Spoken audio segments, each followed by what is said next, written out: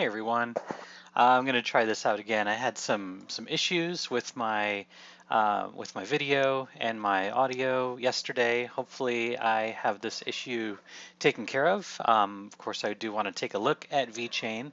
Of course, yesterday I wanted to take a look at Bitcoin and everything that was involved there, but that didn't work out. So hopefully this is working out for us today.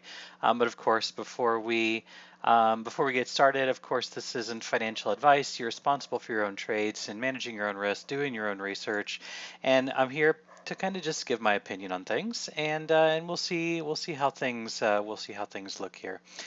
So let's go ahead and drill down into the chart because I think we're doing good here.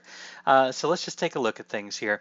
All right, so I'm going to get rid of a few of these things that I have here on the chart. I kind of want to take a look at it from a different perspective. We'd been taking a look at pitchforks and things here, in the last couple days or so, maybe the last week. And I kind of want to take a look and see what's been happening here. I'm going to go down, I'm on a day chart here. I'm going to go down to a 3-hour time frame because what I want to really pay attention to, actually I'm going to go down to an hour. I want to take a look at stochastics first because it's very, very interesting what we see going on here. So let me just pull a couple of these on here that I currently have hidden. Right now I'm just showing the current time frame, which is the hourly. I want to pull the 2-hour, leave the 3-hour, pull the 4-hour, the 6-hour, and the 12-hour is all there. And let's just take a look and see how this looks. Just to be completely honest, just being completely candid with you all, we currently have the 6-hour, we have the 12-hour, we have the hourly. These are all up here in overbought conditions. Let's take a look at the 3-hour, the 2-hour, the 4-hour. These are very high. All of these, every single one of them is over 65. Every single one is actually over 70 right now.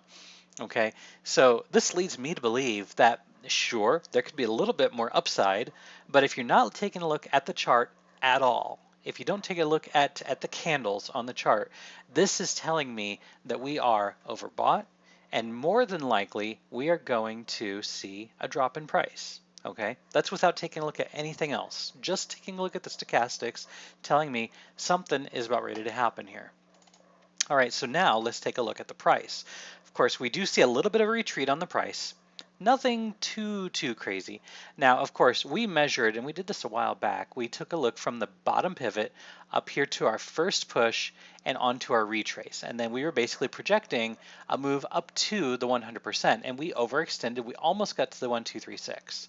Now, it's very possible that we get up here to 62, 64. We'll call it 6300. It's possible for us to get up there. If we get all the way up here to 67, 6800, we got something much larger going on here. But what I'm saying is I would be very cautious getting into this asset right now. Let's again go back to a 4-hour time frame. And let's take a look here. We were just talking about this on the Discord. I felt it was worthy for me to bring this up. I'm going to go from this pivot up here. So we have a pivot. Let me just fix that. Try this again. All the way up here at the very top, right there. And let's go down here to the bottom. And we have our bottom right here at 44.51. Okay, so now we have our 50%, which is right here where the 100% was. It was, almost in parity with it. So, this was a good target for us to keep an eye on. And we just got rejected off the 200 simple moving average on the 4-hour time frame. Now, are we going to get all the way up here to the 618? I'm not so sure. I'm not so sure we're going to get that high. Again, it's very possible for us to get all the way up here to the 123.6, and that's at 62.50. Not much higher. We capped out up here. We had a high of 61.72. We're talking like 75 pips above, where that currently has maxed out. So for an ABC correction, that 123.6 is really the highest that we can go. If we go all the way up here to the 1618, more than likely this is not an ABC, but more than likely it's going to become a 1, 2, 3, and that would indicate that we do have higher to go, right?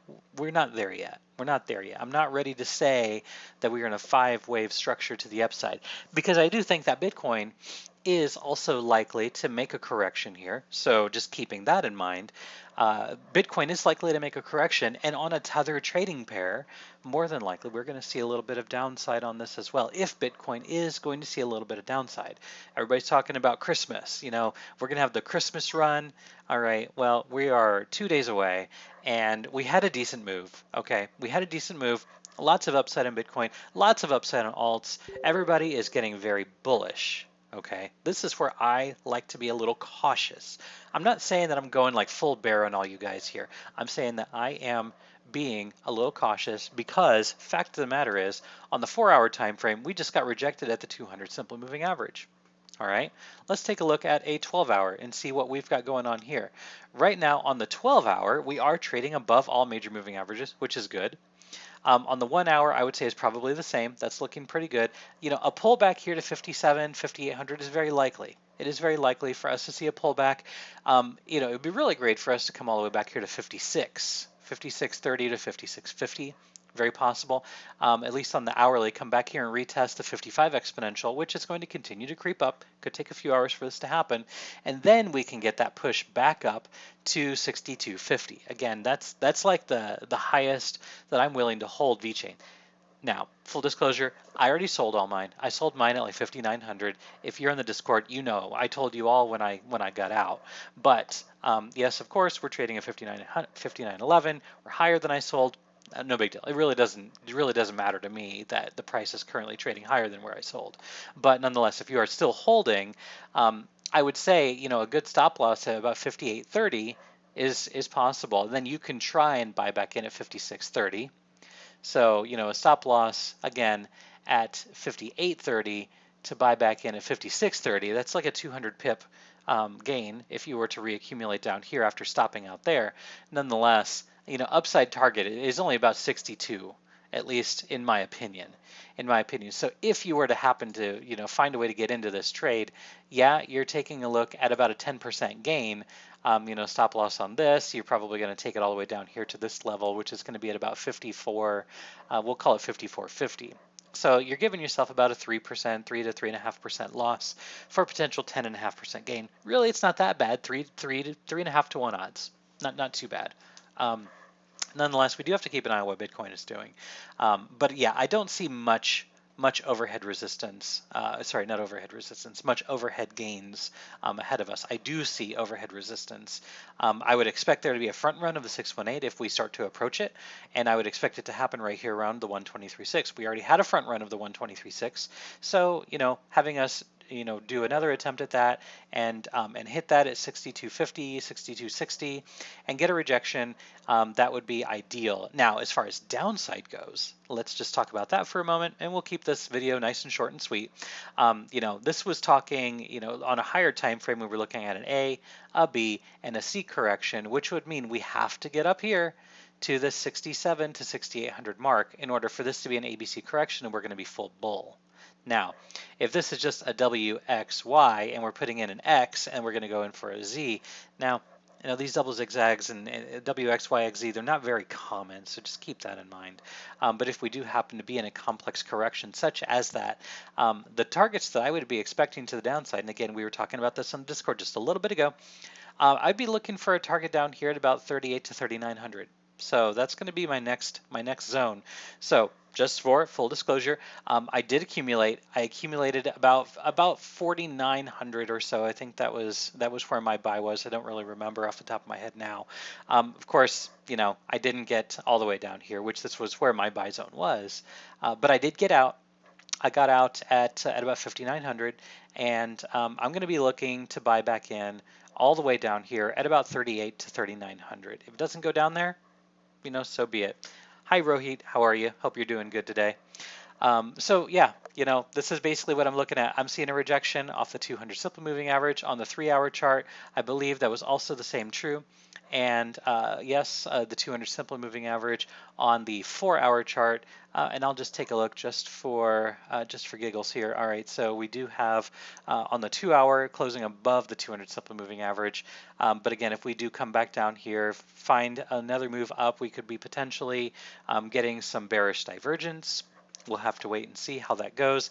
Again, stochastics are all very high, especially the 12-hour, which that is going to dictate trend.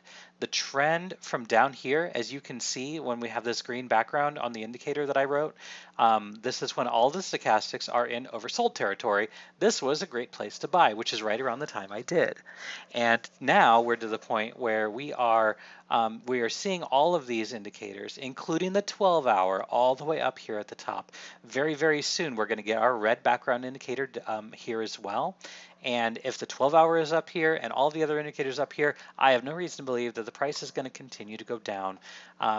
And again, looking at Bitcoin, seeing what it's going to be doing, very, very high potential that there is some downward movement ahead of us. Now, again, that doesn't mean that I'm going to be right. I have been wrong before, and I will acknowledge that. So again, I'm watching to see what happens on a retest of this zone right here at 56. So we'll call it 55 to 5600. Watch to see what happens there, because that's going to be the interesting bounce. If we get a bounce here, especially if we get all the way up here to the 1618, which is going to be at about 6750, that means instead of an ABC, we're looking at a 1, 2, 3, and then we're going to be looking for a 4 and then a 5. Now this 5 again, this 5 is probably only going to go all the way up to maybe 8200. I'm not sure that 1 cent is in the cards yet.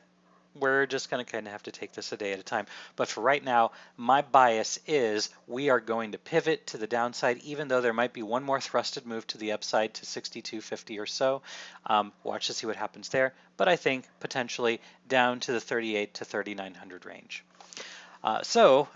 Again, thanks for joining, and I appreciate it. We're 2 days away from Christmas, so hopefully you all are having some good times with friends and family. And if this video helped you in any way, shape, or form, feel free to like, subscribe, share, all that good stuff. I do appreciate you watching. I do appreciate your comments. And if there's anything that I can help with, you can always pop into our Discord. If you don't have an invite, just shoot a comment. I can get that for you. Otherwise, wherever you are in the world, hopefully you're having a good day, a good night, and a good evening.